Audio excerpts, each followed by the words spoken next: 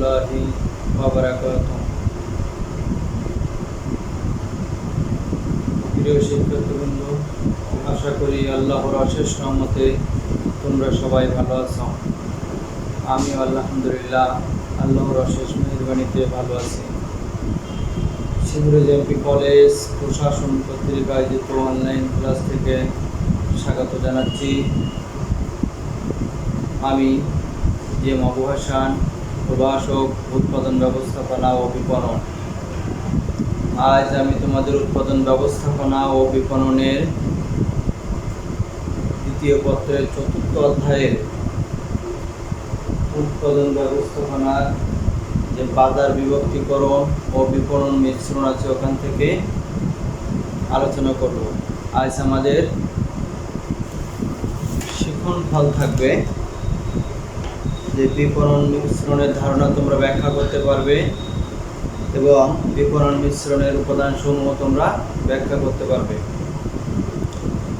প্রিয় শিক্ষার্থীবৃন্দ, তাহলে আমরা এখন মূল আলোচনায় ফিরে যাই। আমরা প্রথমে আলোচনা করব বিপণন মিশ্রণ কি। আসলে বিপণন মিশ্রণ, বিপণন মানে আমরা কি জানি যে বিপণন মানে বাজারজাতকরণ, মিশ্রণ বহু কাজের সংমিশ্রণ। বিপণন মিশ্রণ 1950 সালে নেইলি বোর্ডেন প্রথম এই ধারণাটি উদ্ভাবন করেন। বিপণন এবং মিশ্রণ দুটি শব্দ নিয়ে গঠিত। বিপণন হচ্ছে একটি সামাজিক ও ব্যবস্থাপকীয় প্রক্রিয়া যার মাধ্যমে উৎপাদনকারীর কাছ থেকে পণ্য দ্রব্য ভোক্তার কাছে পৌঁছানো হয়।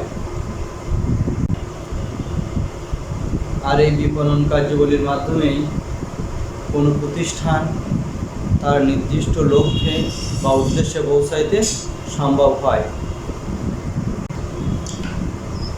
অপরদিকে মিশ্রণ হলো সর্বোচ্চ কাজ, যে একটা বিষয়কে বা একটা পদ্ধতিকে তা কার্যকারিতা করার জন্য সর্বোচ্চ প্রচেষ্টা করার প্রক্রিয়া হলো মিশ্রণ।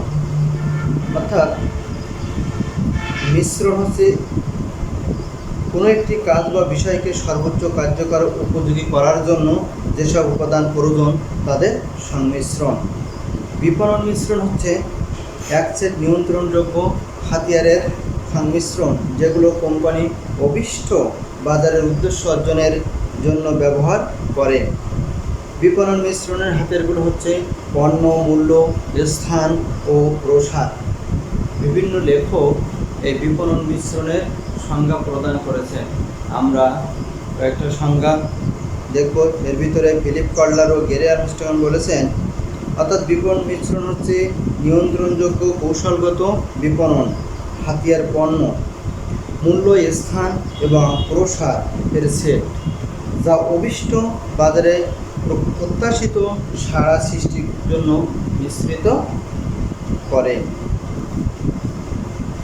তাহলে আমরা বিপণন মিশ্রণের পরিশেষে বলতে পারি, বিপণন মিশ্রণ হলো কতগুলো নিয়ন্ত্রণযোগ্য হাতিয়ারের মিশ্রণ যাদেরকে কোম্পানি অভীষ্ট বাজারের উদ্দেশ্য অর্জনের জন্য প্রয়োজন মতো মিশ্রিত করে ব্যবহার করে। এই বিপণন মিশ্রণের হাতিয়ারগুলোকে আদ্যক্ষর অনুযায়ী 4P হিসেবে চিহ্নিত করা হয়। 4P হলো product, price, place and promotion. তাহলে আমরা বিপণন মিশ্রণটা কি আমরা বললাম যে বিপণন হলো কোনো কোম্পানি বা প্রতিষ্ঠান তার উৎপাদিত পণ্য ভোক্তার কাছে পৌঁছে তাদের নির্দিষ্ট লক্ষ্য বা উদ্দেশ্য অর্জন করতে সক্ষম হয়। আর মিশ্রণ হলো সর্বোচ্চ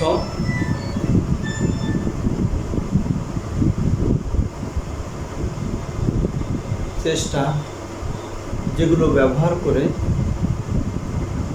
এই বিপণন কার্যগুলো সম্পাদন করা হয়। প্রিয় শিক্ষার্থীবৃন্দ, আমরা এখন বিপণন মিশ্রণের উপাদানগুলো নিয়ে আলোচনা করব। মূলত বলছি যে আমরা 4টা উপাদান নিয়ে বিপণন মিশ্রণ গঠিত। আমরা এখান থেকে 4টা উপাদানের কথা লিখছি: পণ্য, মূল্য, বন্টন আর প্রসার। এই উপাদানগুলোর ভিতরে আমরা প্রয়োজন মতো নির্দিষ্ট লক্ষ্যে যখন পৌঁছাইতে চাই তখন আমাদের ইচ্ছা মতো এই উপাদানগুলোকে পরিবর্তন করে থাকি। কারণ একটা প্রতিষ্ঠানের মূল লক্ষ্য হলো তার মুনাফা অর্জন করা, প্রতিযোগিতায় টিকে থাকা। এটাই হলো মুখ্য উদ্দেশ্য। কোনো প্রতিষ্ঠান যদি তার প্রতিযোগিতায় টিকে থাকতে চায় তাহলে সেই তার ভুল ত্রুটিগুলো সংশোধনের জন্য তার নিয়ম নীতিগুলো পরিবর্তন করতে বাধ্য হয়। কারণ বর্তমান প্রতিযোগিতামূলক বাজারে তার সমজাতীয় বিভিন্ন পণ্য বাজারজাতকরণ করে থাকে বিভিন্ন কোম্পানি। তাই প্রতিযোগিতায় টিকে থাকতে গেলে তাকে বিভিন্ন সময় বিভিন্ন কৌশল পরিবর্তন করতে হয়। তা না হলে সে তার নির্দিষ্ট লক্ষ্যে পৌঁছাইতে সক্ষম হয় না। তাহলে বিপণন মিশ্রণের আমরা বললাম যে 4টা উপাদান। একটা হলো পণ্য, মূল্য, বন্টন আর প্রসার। আমরা মূল্যের ভিতরে যে উপাদানগুলো আছে সেগুলো হলো যে পণ্য হলো, আমরা পণ্যের ভিতরে যে উপাদানগুলো আছে সেগুলো একটু দেখে নিই। এই পণ্যের হলো বৈচিত্র্য আছে, মান আছে, ডিজাইন, বৈশিষ্ট্য আর ব্র্যান্ড নাম, মৌলিকীকরণ আর অপরদিকে সর্বশেষ হলো সেবা।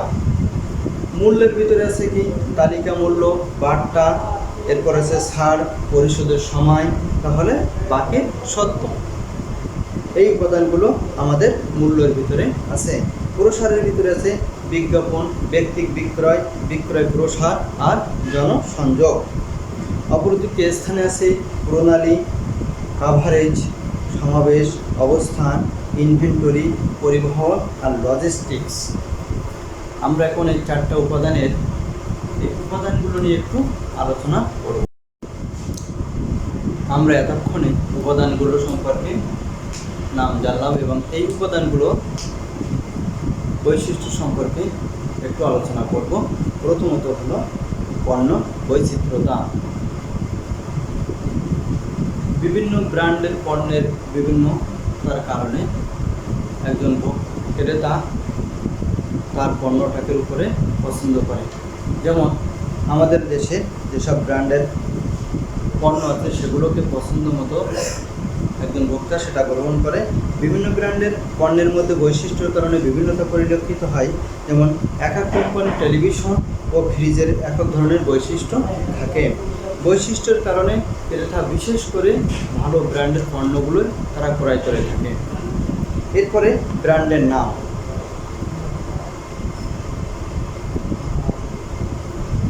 ব্র্যান্ডের নাম অনুসারে একজন ভোক্তা তার পণ্য ক্রয় করে। পণ্যের একটি গুরুত্বপূর্ণ দিক হচ্ছে পণ্যের ব্র্যান্ডের নাম। ব্র্যান্ডের নামে সুনাম থাকে এবং অনেক কোম্পানি ব্র্যান্ড নামকে জনপ্রিয় বাড়ানো বা সুনাম বৃদ্ধির জন্য পদক্ষেপ গ্রহণ করে। ব্র্যান্ড নাম দ্বারা একটি পণ্যকে প্রতিযোগিতা পণ্য হিসেবে পৃথক করা যায়। ক্রেতা অনেকেই আমাদের যেমন রেফ্রিজারেটর, টেলিভিশন, বিভিন্ন কোম্পানি আছে এবং নামও আছে। যেমন আমরা সনি টিভি ব্যবহার করি, ভিশন টিভি ব্যবহার করি।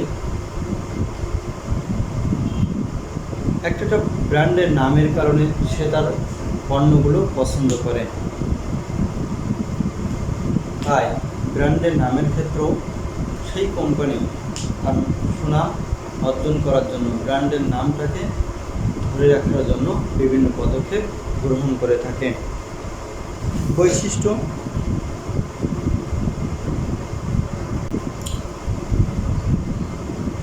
আমরা অনেক সময় অনেক পণ্য ক্রয় করি,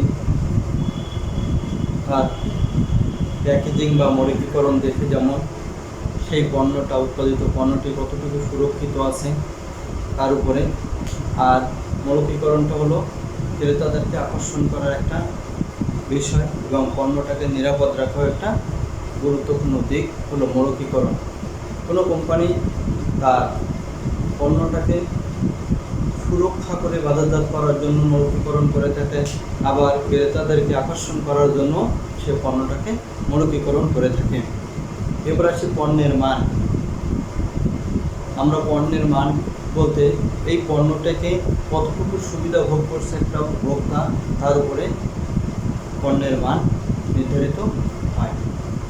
যে পণ্যের মান ভালো সেই পণ্যটাকে বাজারে টিকে থাকে এবং প্রতিযোগী পণ্যের তুলনায় সে তার নির্দিষ্ট লক্ষ্যে পৌঁছাইতে সক্ষম হয়। অপরদিকে পণ্যের মান বা গুণাগুণ যদি ভালো না হয় সেই পণ্য তার বাজারে টিকে থাকতে পারে না। তাই যে পণ্যের মান ভালো সেই পণ্য ক্রেতারা অধিক ক্রয় করে থাকে। সেবা। আমরা জানি সেবা হলো একটা অস্পর্শনীয় দিক।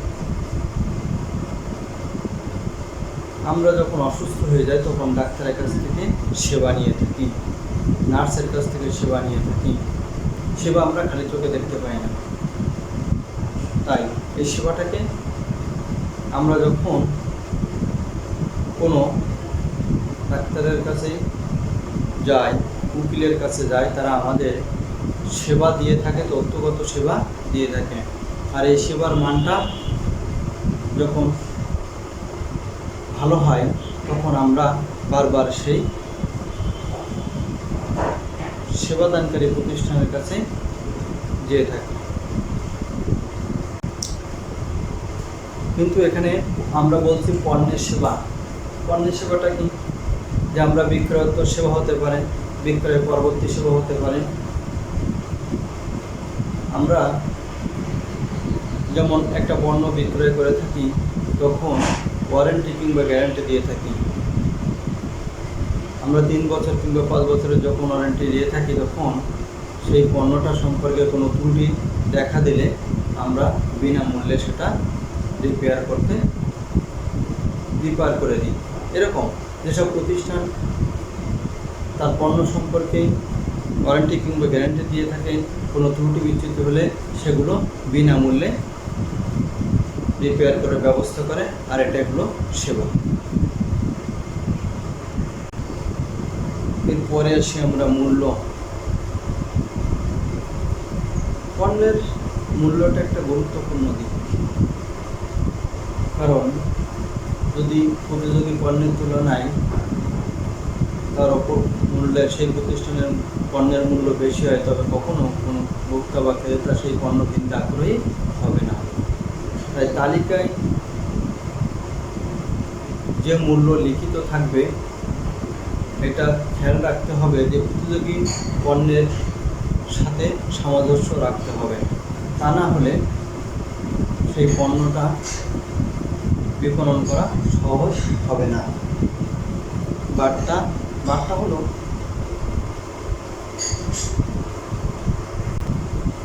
ক্রেতাদের পণ্য ক্রয়ের উদ্বুদ্ধ করার জন্য বার্তা প্রদান করা হয়।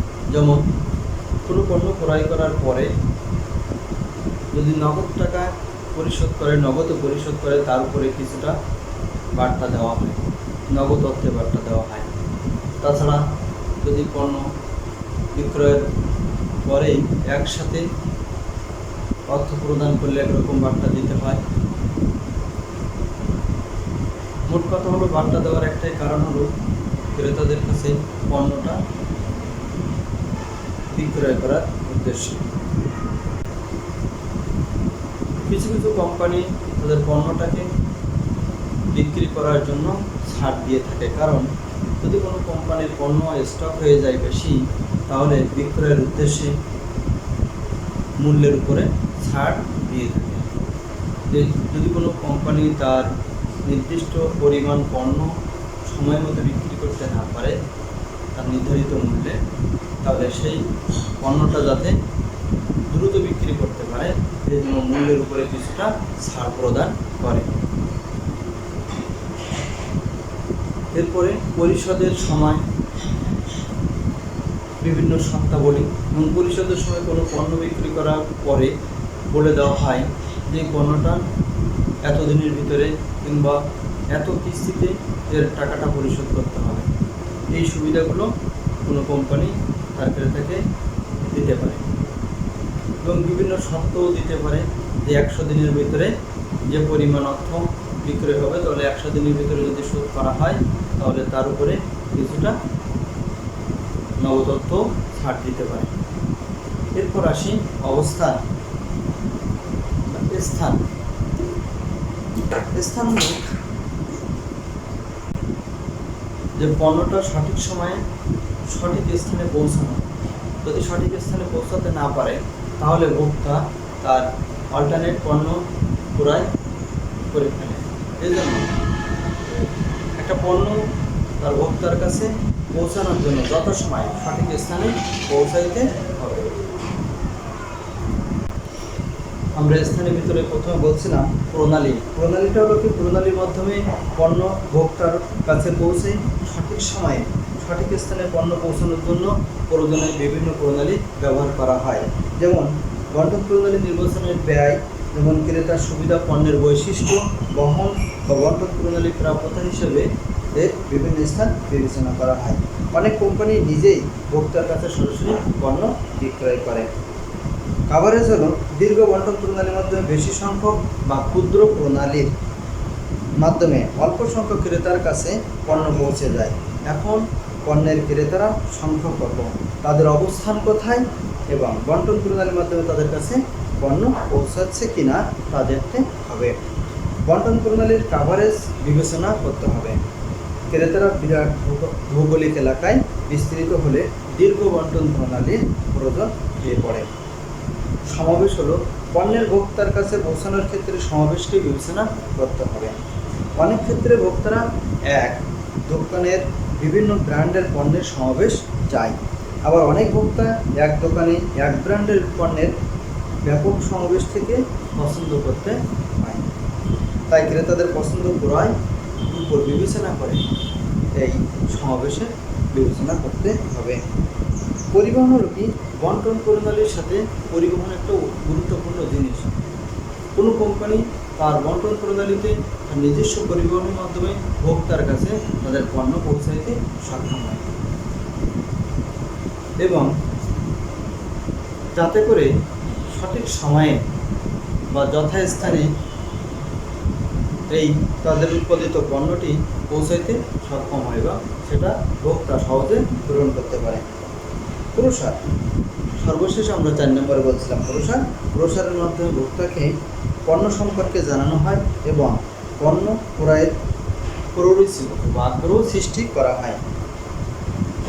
ফিলিপ কটলার এবং গেরি আর্মস্ট্রং এই প্রসার সম্পর্কে বলেছেন, প্রসার হচ্ছে ওইসব কার্যগুলি যা দ্বারা অভীষ্ট ক্রেতাদের পণ্যের উপকারিতা সম্পর্কে জানানো হয় এবং পণ্য ক্রয়ের জন্য আগ্রহ সৃষ্টি করা হয়। পণ্যের কৌশল ও হাতিয়ারগুলো সম্পর্কে আমরা আলোচনা করছি। সেটা হলো যে এর যে প্রসারের ভিতরে যে আলোচনা আছে সেটা হলো বিজ্ঞাপন, ব্যক্তি ক্রয় বিক্রয় আর গণসংযোগ। বিজ্ঞাপন কি, একটা পণ্য সম্পর্কে ক্রেতারা প্রথমে কোনো কিছু জানে না। বিজ্ঞাপন এমন একটা বিষয় যেটা সম্পর্কে একজন ক্রেতাকে তার পণ্য ক্রয়, পণ্যের গুণাগুণ, পণ্যের মান, পণ্যের বৈশিষ্ট্য এবং কীভাবে পণ্যটা পেতে পারি সবগুলোই এই বিজ্ঞাপনের মাধ্যমে জানানো হয়। প্রিয় শিক্ষার্থীবৃন্দ, তাহলে আজ আমরা 2টা জিনিস জানলাম। একটা হলো পণ্যের বিপণন মিশ্রণের উপাদান এবং বিপণন মিশ্রণের ধারণা সম্পর্কে জানলাম। প্রিয় শিক্ষার্থীবৃন্দ, আজ আমার ক্লাস আমি এখানে শেষ করছি। সবাই ভালো থেকো, সুস্থ থেকো। আল্লাহ হাফেজ।